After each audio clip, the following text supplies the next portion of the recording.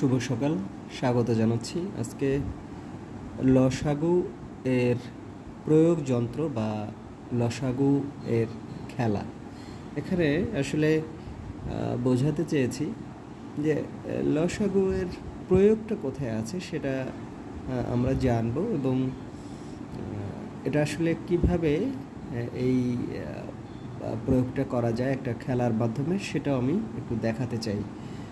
আসলে কি লসাগুর কোনো প্রয়োগ আছে কি না আমাদের দৈনন্দিন জীবনে, সেটা যদি আমরা বুঝতে পারি তাহলে শিক্ষার্থীদেরকে বোঝাতে পারবো এবং শিক্ষার্থীরাও অনেক আনন্দের সাথে এই লসাগু সম্পর্কিত যে ভাবনা সেটা তাদের মাথার মধ্যে নিতে পারবে। ধরুন এই যে আমি এক সারির সংখ্যা লিখেছি, এখানেও আমি এক সারির সংখ্যা লিখেছি। আমি এর নিচের যে সারি রয়েছে আমি এই মুহূর্তে এটি ব্যবহার করব না।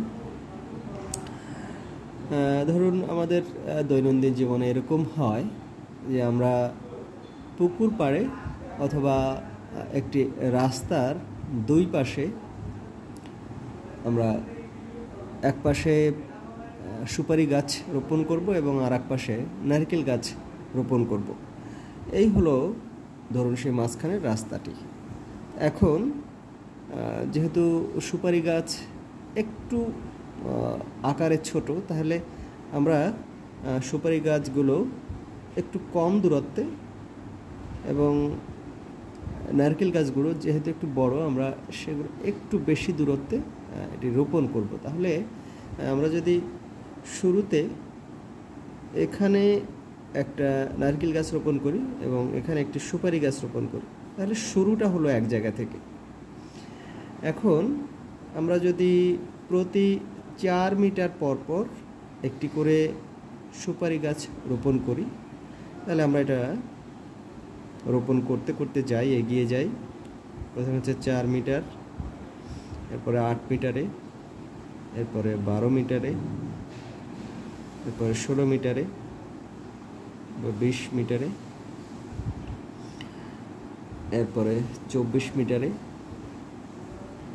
24-এর পরে 28 মিটারে, 32 মিটারে,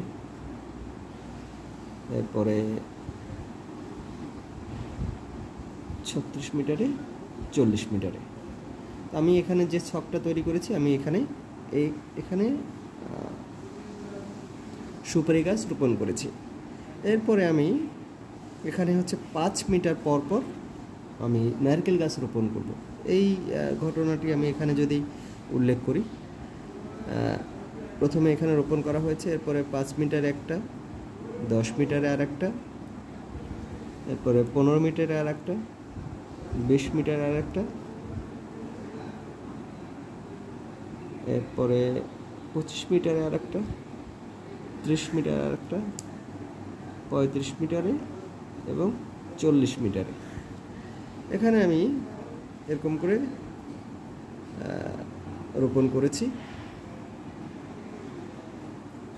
দেখো আমি এই গাছগুলো আমি রোপণ করেছি। এখন এই যে গাছগুলো আমি রোপণ করেছি, তাহলে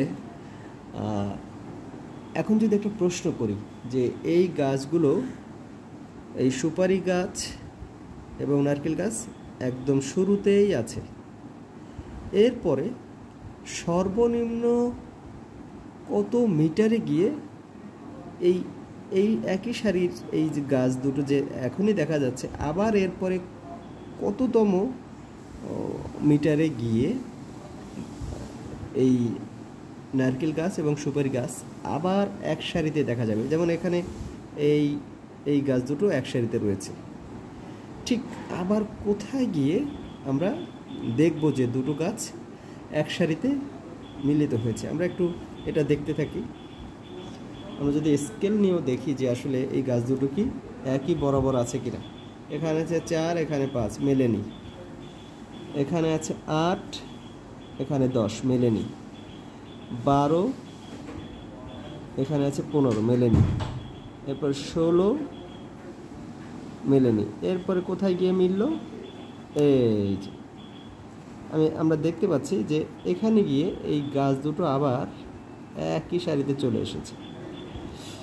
এরপরে আবার কোথায় গিয়ে এই গাছ দুটো একই সারিতে মিলল? 24 25 মেলেনি, 28 30 মেলেনি, 32 35 মেলেনি, 36 মেলেনি। আবার আমরা দেখতে পাচ্ছি যে 40-এ গিয়ে এই গাছ দুটো আবার একই সারিতে আছে। এখন এখান থেকে আমরা কি বুঝতে পারলাম? যে এই যে গাণিতিক সমস্যাগুলো, যে আমি একটি রাস্তার বা একটি পুকুর পাড়ের দুই পাশে গাছ লাগাতে চাই এবং সেটা ভিন্ন ভিন্ন দূরত্বে, তাহলে এই ভিন্ন ভিন্ন দূরত্বে রাখার পরেও আবার কোথায় গিয়ে, সর্বনিম্ন কোথায় গিয়ে প্রথম এই গাছ দুটো একই জায়গায় একই সারিতে আবার আসবে? যেমন এখানে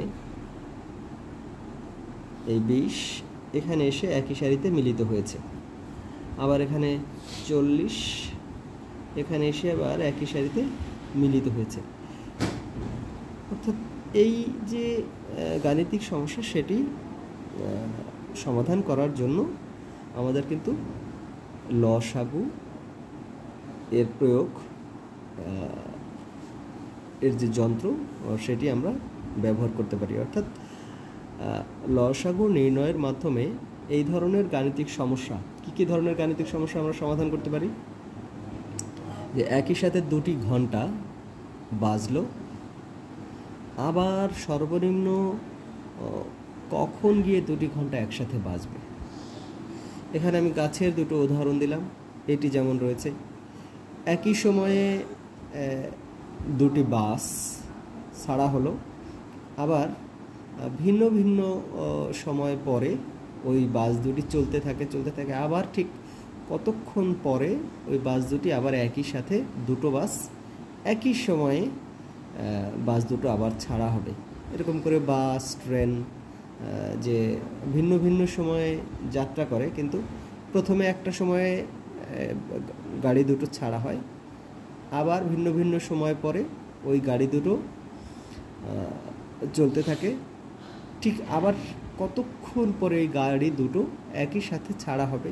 এরকম যে গাণিতিক সমস্যাগুলো, সেটি আমাদের দৈনন্দিন নানা কাজে প্রয়োজন হয়। সেই গাণিতিক সমস্যাগুলো কিন্তু আমাদের সমাধান করার জন্য এই যে লসাগু এর প্রয়োগ এটি ঘটে। এখন তাহলে আমরা বুঝতে পারছি যে এই যে গাণিতিক সমস্যাগুলো রয়েছে, সেটি সমাধানের জন্য আমাদের লসাগু দরকার। তো লসাগু কিভাবে নির্ণয় করতে হয়? দেখুন, এখানে প্রতি ঘরে প্রতি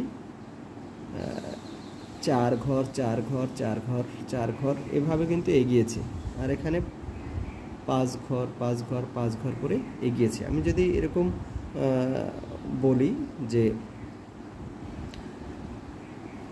4 4 4 4 4 4 একে 4, 4 দুগুণে 8, 4 তিনে 12, 4 চারে 16, 4 পাঁচে 20। এরপরে আস্তে আস্তে করে এই যে গুণিতক, এটা কিন্তু এগিয়েছে বা নামটা এগিয়েছে। ঠিক একইভাবে 5 একে 5, 5 দুগুণে 10। অর্থাৎ আমরা এই যে নামতার মাধ্যমে কিন্তু আমাদের পরবর্তী যে গুণিতক, যে গুণিতক রয়েছে, সেটি কিন্তু আমরা নির্ণয় করতে পারি। তো এই গুণিতক নির্ণয়ের মাধ্যমে আমরা লসাগু সেটি নির্ণয় করা যায়। সেটি শুধু কিভাবে লসাগু নির্ণয় করা যায় সেইটা নিয়ে আমি এরপরে আরও একটা ভিডিও আপনাদের সামনে উপস্থাপন করব। তো ততক্ষণ পর্যন্ত ভালো থাকুন, কথা হবে পরবর্তী ভিডিওতে।